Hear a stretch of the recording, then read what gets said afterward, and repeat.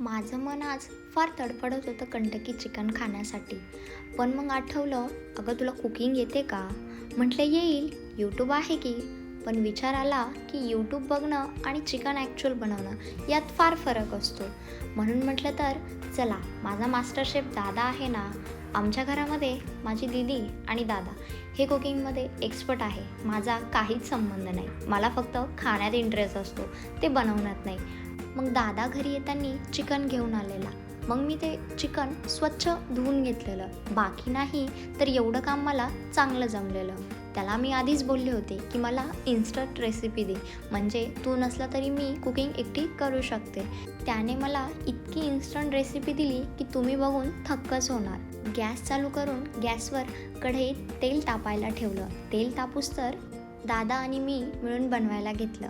त्यात चिकनमध्ये आम्ही कंटकीचा मसाला ॲड केला. तेवढ्यात मला दीदीचा कॉल आलेला. आमच्या सानूला आमच्या दोघांबरोबर बोलायचं होतं.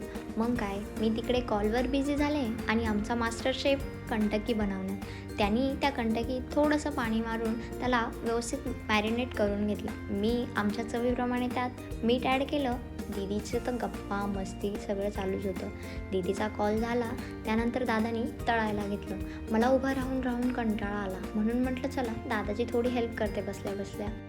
कंटकी तेलातून काढायची तर माझ्या अंगावरती थोडंसं तेल उडालं. भैया बोलला, बहन तू रहने दे, तुझसे ना हो पाएगा. मी एखादं काम करायला जाईल आणि ते पूर्णपणे व्यवस्थित होईल असं कधीच होणार नाही. म्हणून ते काम दादानी सगळं स्वतः केलेलं. तुम्ही बघूच शकता, चिकन कंटकी मस्त आता होत आहे. मला तर एवढी खायची इच्छा झाली, बट काय, बिचाऱ्या दादासाठी थांबावं लागलं. तो काम करेल आणि मी खाईल, बरं नाही वाटणार ना. मग काय, कंटकी तयार झाली.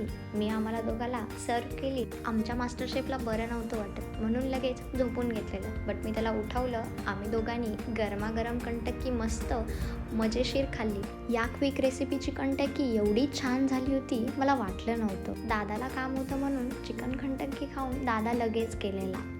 तो लगेच गेल्यामुळे आमची आईस्क्रीम पार्टी अर्धीच राहिली. मी एकटीनेच आईस्क्रीम एन्जॉय केली.